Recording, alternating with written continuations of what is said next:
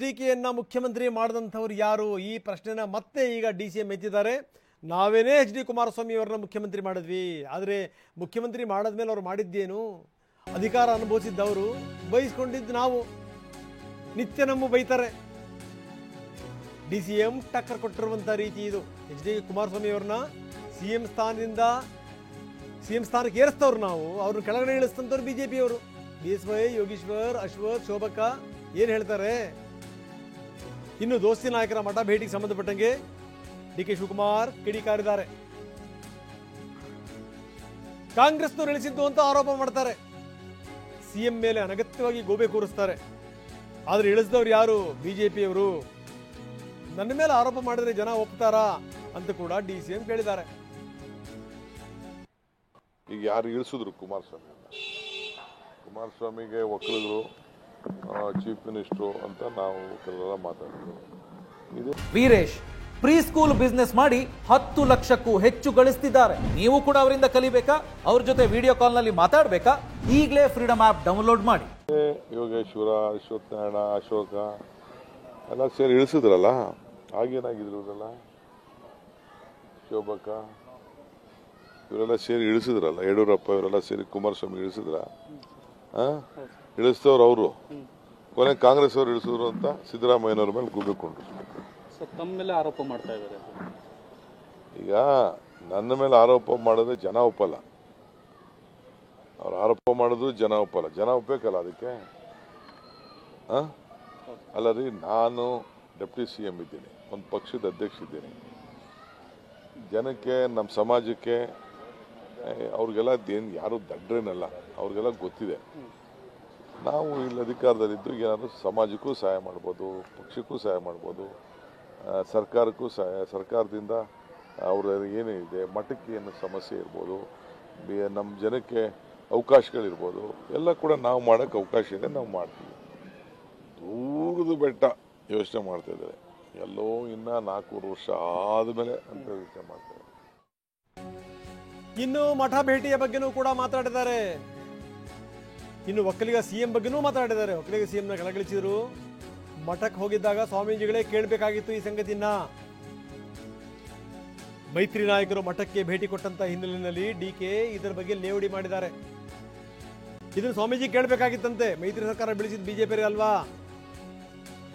BJP JDS ನಾಯಕರ ಬಳಿ ಸ್ವಾಮೀಜಿ ಕೇಳಬೇಕಿತ್ತು ಅನ್ನುವಂಥ ಮಾತನ್ನು ಹೇಳಿದ್ದಾರೆ. ಅಷ್ಟೇ ಅಲ್ಲ, ಒಕ್ಕಲಿಗೆ ಸ್ವಾಮೀಜಿಗಳೇನು ದಡ್ರಲ್ಲ, ಅವ್ರು ಹಾರ ಹಾಕ್ತಾರೆ, ವಿಭೂತಿ ಹಚ್ಚಿ ಕಳಿಸ್ತಾರೆ ಅಷ್ಟೇನೇನೆ ಅನ್ನುವಂಥ ಮಾತನ್ನು ಕೂಡ DK ಹೇಳಿದ್ದಾರೆ. ಈಗ ಒಕ್ಕಲಿಗ ಸ್ವಾಮೀಜಿ ಭೇಟಿ ಆದ ತಕ್ಷಣ ಒಕ್ಕಲಿಗ ಮತಗಳೇನಾದ್ರೂ ಈ ತರ ಚೆದ್ರೋಗುತ್ತಾ ಸರ್? ನೋಡ್ರಿ, ಬಿಜೆಪಿಯವರೆಲ್ಲ ಒಕ್ಕಲಿಗರು ದಡ್ರಲ್ಲ, ಒಕ್ಕಲಿಗರ ಸ್ವಾಮಿಗಳು ದಡ್ರಲ್ಲ ಅಂತ. ಅವರು ಏನು ದಡ್ರಲ್ಲ. ಬರ್ತಾರೆ, ಆಶೀರ್ವಾದ ಮಾಡ್ತಾರೆ, ವಿಭೂತಿ ಇಡ್ತಾರೆ, ಹೂನಾರ ಹಾಕ್ತಾರೆ, ಕಳಿಸ್ತಾರೆ. ಸಮಾಜ ಇದ್ದಲ್ಲ, ಸಮಾಜ ಅವರು ನಮ್ಮ ಪರನೂ ಮಾಡೋದಿಲ್ಲ, ಅವ್ರ ಪರನೂ ಮಾಡೋದಿಲ್ಲ. ನನಗೆ ಗೊತ್ತಿದೆ ಅದು. ಈ ಕಾಂಟ್ ಡೂ ದಟ್ ಬಿಕಾಸ್ ಅದು ಬೇರೆ ಜನ ಇದಾರಲ್ಲ, ಸಮಾಜದ ಜನ, ಅವ್ರು ಗಮನಿಸ್ತಾ ಇದ್ದಾರೆ. ನಮ್ಮ ಕಾಂಗ್ರೆಸ್ ಕ್ಯಾಂಡಿಡೇಟ್ಗಳೆಲ್ಲ ಹೋಗಿದ್ರು. ನಾನೇ ಹೇಳಿದ್ದೆ, ನೀವೆಲ್ಲ ಹೋಗಿ ಬನ್ನಿ, ನಾನು ಬೇರೆ ಟೂರಲ್ಲಿ ಇರ್ತೀನಿ, ನಾನು ಸಪ್ರೇಟಾಗಿ ಭೇಟಿ ಮಾಡ್ತೀನಿ ಅಂತ ಹೇಳಿದ್ದೆ. ಸೊ ಎಲ್ಲ ನಮ್ಮ ಕ್ಯಾಂಡಿಡೇಟ್ಗಳು, ನಮ್ಮ ಮಂತ್ರಿಗಳು ಹೋಗಿದ್ರು. ಅದಕ್ಕೆ ಅವರು BJPಯವ್ರನ್ನ ಕರ್ಕೊಂಡು ಹೋಗವ್ರೆ. ಬಟ್ ಅದೇ BJPಯವ್ರು ಕೇಳಬೇಕಾಯ್ತಲ್ಲ, BJP ಸ್ವಾಮಿಗಳು ಕೇಳಬೇಕಲ್ಲ, ನಮ್ಮ ಚೀಫ್ ಮಿನಿಸ್ಟರ್ ನೀವು ಇಳಿಸ್ಬಿಟ್ರಲ್ಲ ಅಂತ. ಬಹುಶಃ ಅದು ಕೇಳೋಷ್ಟು ಶಕ್ತಿ ಸ್ವಾಮಿಗಳು ಇದೆಯೋ ಅನ್ನೋ ನನಗೆ ಗೊತ್ತಿಲ್ಲ. BJPಯವರು ಒಕ್ಕಲಿಗನ ಚೀಫ್ ಮಿನಿಸ್ಟರ್ ಇಳಿಸಿದ್ರಲ್ಲ, ಅದು ಕೇಳಬೇಕು. ಯಾರು ಅಲ್ಲಿ ಹೋಗಿದ್ರಲ್ಲ, ಅವರೇ ತಾನೇ ಇಳಿಸಿದ್ದು. ಯಾರು ಸತ್ಯನ ಮುಚ್ಚಕ್ಕಾಗಲ್ವಲ್ಲ. ಆಗ ದೇವೇಗೌಡರು ಏನು ಹೇಳಿದ್ರು, ಅವ್ರ ಮೇಲೆ ಏನು ಹೇಳಿದ್ರು, ಯಡಿಯೂರಪ್ಪನವರು ಕುಮಾರಸ್ವಾಮಿ ಮೇಲೆ, ದೇವೇಗೌಡರ ಮೇಲೆ ಏನು ಹೇಳಿದ್ರು ನನಗೆ ಅಸೆಂಬ್ಲಿಲಿ, ಅವೆಲ್ಲ ಏನು ಯಾವುದನ್ನು ಮುಚ್ಚಿಡಕ್ಕಾಗಲ್ವಲ್ಲ. ಎಂತೆಂಥ ಪದಗಳಲ್ಲಿ ನಾವು ಉಪಯೋಗಿಸಿದ್ರು, ಎಲ್ಲ ಪದಗಳನ್ನೆಲ್ಲ ಉಪಯೋಗಿಸಿದ್ರು. ನಾನು ಇವತ್ತವರೆಗೂ ಒಂದಿನ ಆ ಥರ ಪದ ಉಪಯೋಗಿಸಿಲ್ವಲ್ಲ. ಫೋನ್ ಟ್ರ್ಯಾಪ್ ಆರೋಪ ಕೂಡ ಕೇಳಿದ್ರು. ಯಾವ ಫೋನ್? Phone tap. ಸ್ವಾಮೀಜಿಗಳು ಫೋನ್ ಟ್ಯಾಪೇ ಬಿಡಿ, ಅದನ್ನೆಲ್ಲ ಬಿಡಿ. ಸ್ವಾಮಿಗಳು ಬೇಜಾರಾಗ್ಬಿಟ್ಟಿದೆ ಅದೆಲ್ಲ ಮಾತಾಡಕ್ಕೆ ಹೋದ್ರೆ. ಸೊ ಹಂಗೆ ನೋಡಿ, 6 ಜನಕ್ಕೆ ಒಕ್ಕಲಿಗರು ಟಿಕೆಟ್ ಕೊಟ್ಟಿದ್ದೀವಿ. 2 ಜನ ರೆಡ್ಡಿ ಪ್ಲಸ್ ಇದು 8 ಜನ ಒಕ್ಕಲಿಗರಿಗೆ. ಒಕ್ಕಲಿಗರ ಆಲ್ ಸಬ್ಸೆಕ್ಟ್ ಟುಗೆದರ್ 8 ಜನ.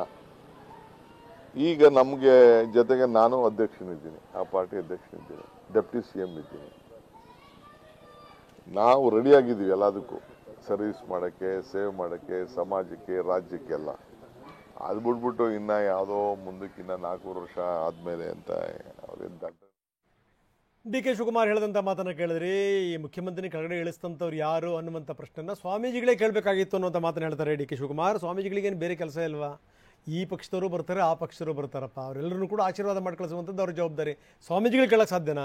ಇವ್ರನ್ನ ಬೀಳಿಸ್ತಾರೆ ಯಾರು, ಅವ್ರನ್ನ ಬೀಳಿಸ್ತಾರೆ ಯಾರು ಅಂತ? ಇದು DK ಶಿವಕುಮಾರ್ ಅವ್ರ ಪ್ರಶ್ನೆ. ಮತ್ತೆ ಹೇಳ್ತಾರೆ ಏನಂದರೆ, ಸ್ವಾಮೀಜಿಯವರಿಗೆ ಆ ಶಕ್ತಿ, ಆ ಧೈರ್ಯ ಇದೆಯಲ್ವೋ ಗೊತ್ತಿಲ್ಲ ಅನ್ನೋದನ್ನ ಹೇಳ್ತಾ ಸ್ವಾಮೀಜಿಗಳು ಬೇಜಾರಾಗಬಾರ್ದು ಅನ್ನುವಂಥ ಮಾತನ್ನು ಕೂಡ ಅವ್ರು ಹೇಳ್ತಾರೆ.